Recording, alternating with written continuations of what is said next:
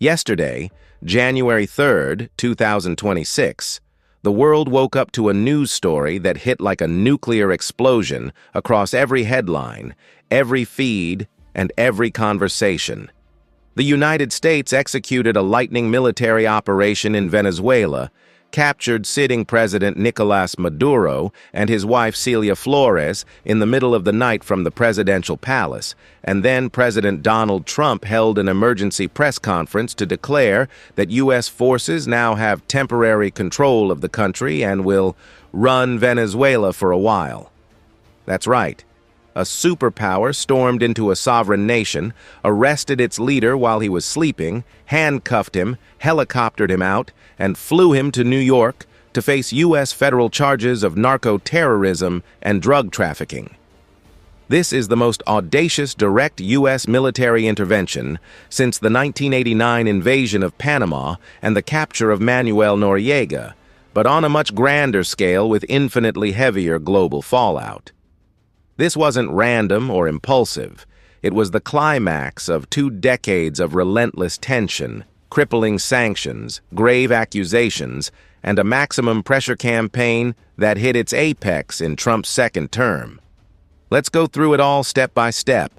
How we got here, the precise details of the operation, the worldwide reactions, and, most crucially, because this is what everyone is desperate to know, what happens next, as this could completely redraw the global map.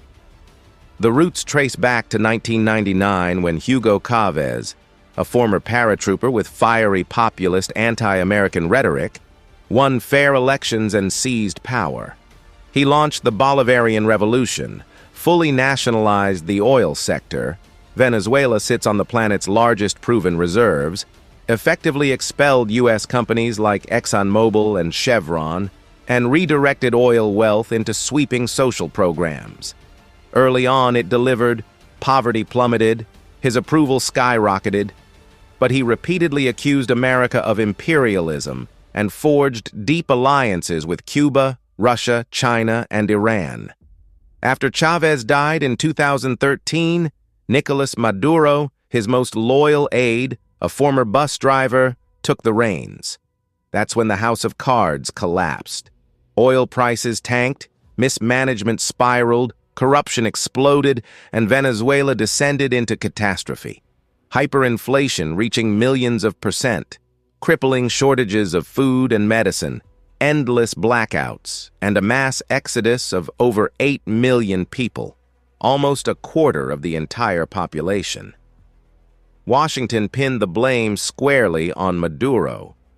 Sanctions began in 2015 targeting individuals, then escalated to financial and oil embargoes that crushed the economy.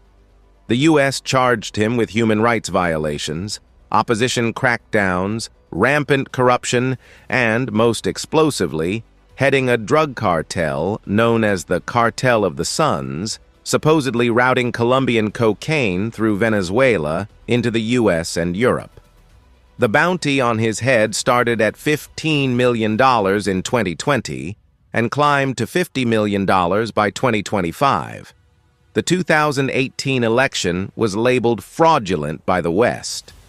The 2024 vote was even more contentious. Maduro claimed victory, but the opposition, spearheaded by Maria Corina Machado and stand-in candidate Edmundo Gonzalez, alleged widespread rigging and declared Gonzalez the true winner by a massive margin.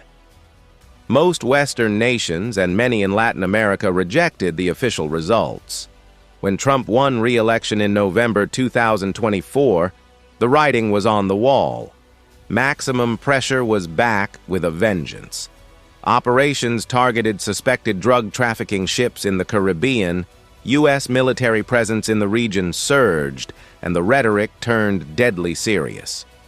Trump repeatedly called Maduro a narco-terrorist who must be removed. Now let's get to the operation itself.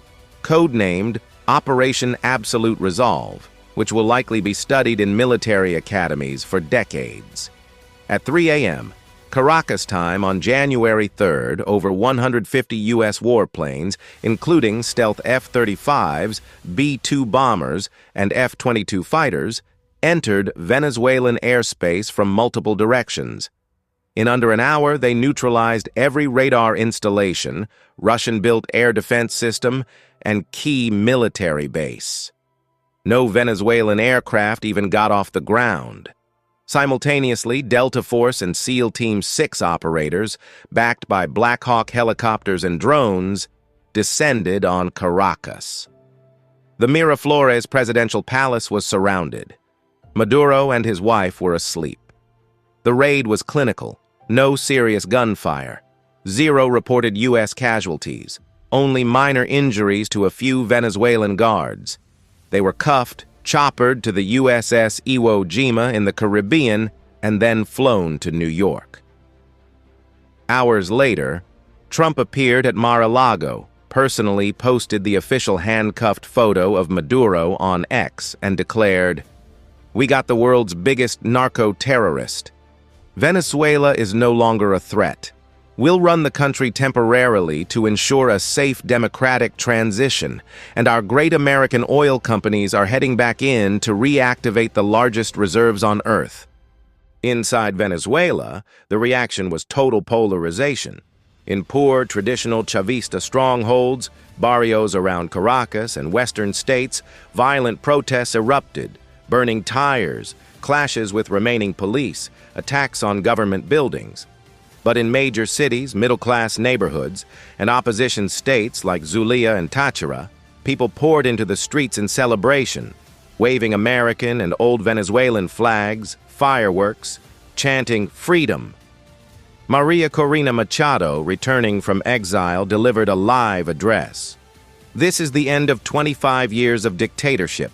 Now we rebuild." Edmundo Gonzalez thanked the U.S. and said he's ready to form a transitional government. The global reaction? Shock, division, and alarm. Russia, a longtime arms and financial backer of Maduro, called it outright occupation and a flagrant violation of international law. Putin issued a personal statement vowing Russia would take all necessary measures to protect its interests, raising fears of proxy escalation or arms shipments. China, with billions invested in Venezuelan oil through loans and contracts, labeled it theft of natural resources and hinted at retaliatory sanctions, terrified its deals will be voided. Iran, Maduro's ideological ally, condemned it as an assault on national sovereignty that could happen to anyone opposing Washington. Supreme Leader Khamenei said it exposes American weakness. In Latin America, the split was stark. Colombia, Argentina, and Ecuador offered tacit support or silence. Brazil, Mexico, and Bolivia decried it as a return to Yankee imperialism and the Monroe Doctrine. Europe was cautious. Germany and France warned it sets a dangerous precedent. Britain leaned supportive, but no unified EU statement yet. The UN Security Council held an emergency session, predictably vetoed by the US. So the million-dollar question, what happens now? Is this a clean American win or the start of a prolonged disaster? Let's game out the scenarios. Worst case, hardcore Maduro loyalists, still embedded in the military and armed civilian colectivos, launch a sustained guerrilla insurgency. If Russia or Iran floods them with advanced weapons, Venezuela becomes another Iraq or Afghanistan. Massive U.S. costs, high casualties, and eventual humiliating withdrawal. Middle ground. Sporadic resistance continues, but U.S. forces and local opposition maintain control. Street protests get suppressed, yet deep social grievances linger. But based on decades tracking global politics, historical patterns, and the current facts, my most likely scenario is this. The U.S. holds temporary military control for 6 to 12 months, installs a credible transitional government led by opposition figures like Edmundo Gonzalez or Maria Corina Machado, oversees internationally monitored free elections, and, crucially, brings back American giants like ExxonMobil and Chevron to ramp production from under 1 million barrels a day to 3 to 4 million or more.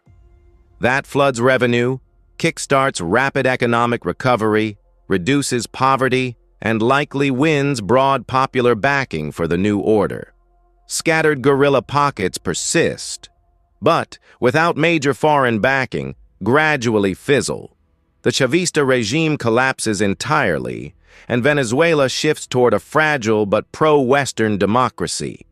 Globally, this sharply escalates tensions with Russia and China, possible tit-for-tat sanctions, proxy battles elsewhere in Africa or the Middle East, maybe a new Cold War. But full-scale direct war is unlikely. None of the players want nuclear escalation. This moment could be a historic turning point. Either the triumphant return of American hegemony in its own backyard and a template for dealing with rogue regimes, or the beginning of a global backlash and America's gradual decline. What do you think? Was this the right move? Or a massive strategic blunder? Will Venezuela actually become free, or just have its resources handed to U.S. corporations? Drop your full thoughts in the comments. I'll pin the deepest, most insightful ones and maybe respond in the next video. Like, subscribe, hit the bell so you never miss a scenario breakdown. Thanks for sticking around to the end. This is one of the biggest videos on the channel yet.